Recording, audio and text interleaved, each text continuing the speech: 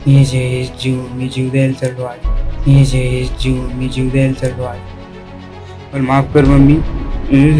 सुमितच्या सोबत राही मम्मी. मस्त मत आण घेऊ नको. दुःख आहे. नीट पेपर फुटी झाली आणि देशभरातील 23 लाख विद्यार्थ्यांना याचा फटका बसला. या नीट पेपर फुटीमुळे 12हून अधिक विद्यार्थ्यांनी आत्महत्या केल्या. आता हिंगोलीत देखील एका 18 वर्षीय विद्यार्थ्यानं आत्महत्या केली आहे. त्यानं आत्महत्या करण्यापूर्वी आईसाठी एक भावनिक पोस्ट देखील लिहिली आहे. पण या मुलांच्या आत्महत्येला जबाबदार कोण आहे असा प्रश्न निर्माण झालाय.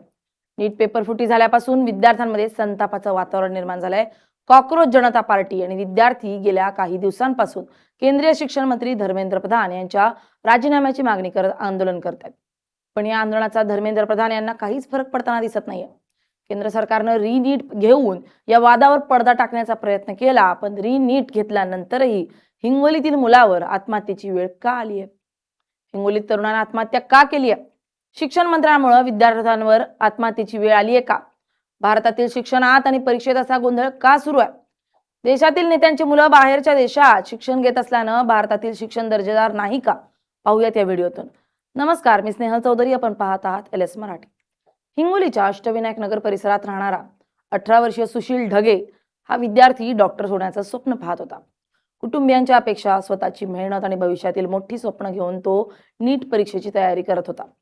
त्यानं पहिल्यांदाच नीटची परीक्षा दिली आणि कळालं की नीट पेपर फुटी झाली आहे. त्यानंतर केंद्र सरकारकडून रीनीट घेण्यात आली. मात्र नीट परीक्षेमुळे सुशील गेल्या काही दिवसांपासून तणावात होता. आता त्यानं टोकाचं पाऊल उचलल्याची घटना समोर आली असून संपूर्ण परिसरात शोककळा पसरली आहे. या घटनेतील सर्वात वेदनादायी बाब म्हणजे आत्महत्येपूर्वी त्यानं आपल्या आईसाठी एक भावनिक व्हिडिओ रेकॉर्ड केला होता. मुलाच्या आत्महत्येनंतर हा व्हिडिओ सोशल मीडियावर व्हायरल झाला आणि अनेकांना तो अस्वस्थ करून गेला. घरातून बाहेर पडलेल्या सुशीलचा शोध घेण्यासाठी कुटुंबियांनी मोठी धावपळ केली. मात्र दुसऱ्या दिवशी एका विहिरीत त्याचा मृतदेह आढळून आलाय. पोलिसांनी घटनास्थळी पंचनामा करून तपास सुरू केला असून या प्रकरणातील सर्व पैलूंची चौकशी केली जाते. मम्मी, हे जे जीव मी जीव द्यायला चाललो आहे. मम्मी, बिलकुल ताण नको घेऊ. मी पुढच्या जन्मात पोटी येऊ आणि अशी दुखणे मला येऊ नये एवढीच इच्छा आहे. यशप्रभूच्या चरणी मला फक्त मला माफ कर मम्मी. सुमितच्या सोबत राही मम्मी. मस्त मत आण घेऊ नको. मला दुःख आहे. मी काय करू शकत नाही. त्यामुळं काय समजेल. मला माफ कर मम्मी बस. मात्र या घटनेनंतर पुन्हा एकदा देशातील परीक्षा व्यवस्थेवर आणि विद्यार्थ्यांवरील वाढत्या तणावावर चर्चा सुरू झाली आहे. नीट ही केवळ एक परीक्षा नाहीये. लाखो विद्यार्थ्यांसाठी ती आयुष्य बदलणारी संधी असते.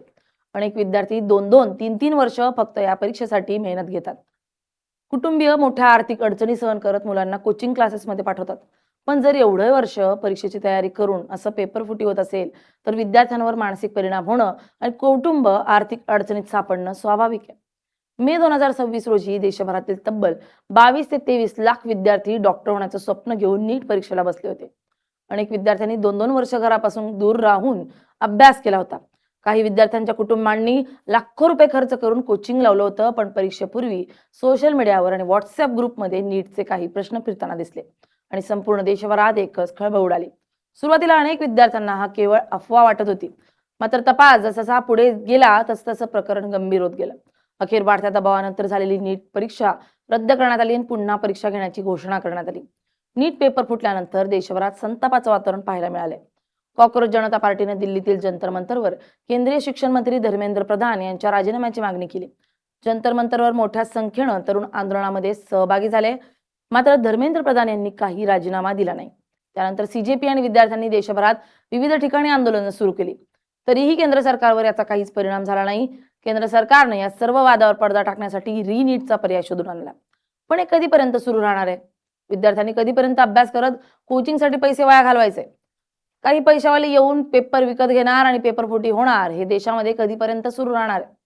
सरकार देखील या प्रकरणात मोठ्या माशांवर कारवाई करण्याऐवजी छोट्या कर्मचाऱ्यांवर कारवाई करत प्रकरण दाबण्याचा प्रयत्न करते.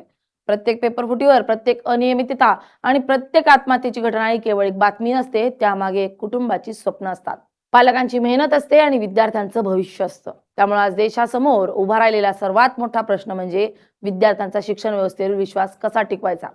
देशातील शिक्षण व्यवस्था फक्त आणि फक्त या देशातील नेत्यांमुळे बिघडल्याची चर्चा आहे.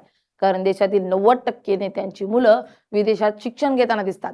भारतात कोणताही पेपर फुटो, विद्यार्थी मरो, याचा मात्र परिणाम ना नेत्यांवर होतो ना नेत्यांच्या मुलांवर. नेत्यांची मुलं आरामात अमेरिकेत किंवा लंडनमध्ये शिक्षण घेत असतात. तिथून परत आल्यानंतर आपल्या वडिलांचा व्यवसाय सांभाळतात. तसंच वडिलांच्या जागेवर राजकारणात उतरतात आणि आपलं जीवन सेटल करून घेतात. तुम्ही कधी पाहिलंय का एखाद्या राजकारणाचा मुलगा नोकरीसाठी मेहनत करताना दिसतोय? भारताच्या इतिहासात असं घडताना कधीच दिसणार नाही. कारण जेव्हा एखादा नेता निवडणुकीसाठी उभा राहतो तेव्हा त्याची संपत्ती किरकोळ असते आणि जेव्हा तो निवडून येतो त्याचे 5 वर्ष संपतात तेव्हा त्याची संपत्ती कोट्यावधी रुपयांनी वाढते. त्यामुळे नेत्यांच्या मुलांना कष्ट करण्याची गरजच पडत नाही. नीट वाद संपेल, पण भविष्यात पेपरफुटी होणार नाही याची हमी कोण देईल? भविष्यात पुन्हा एखाद्या सुशील ढगेला अशा परिस्थितीला सामोरं जावं लागणार नाही याची हमी कोण देईल? सुशील केवळ 18 वर्षाचा होता. त्यानं आत्ताशी जीवन जगणं सुरू केलं होतं. डॉक्टर होण्याचं स्वप्न त्यानं पाहिलं होतं. मात्र नीटचा पेपर अपेक्षेप्रमाणे न गेल्याची खंत आणि भविष्यातील चिंता त्याच्या मनात होती. आत्महत्येपूर्वी त्यानं आपल्या आईला भावनिक साथ घालत पुन्हा तुझ्याच पोटी जन्माला येईल असं म्हणत आपलं जीवन संपवलंय. हे अतिशय दुर्दैवी आहे. Bureau report LS Marathi.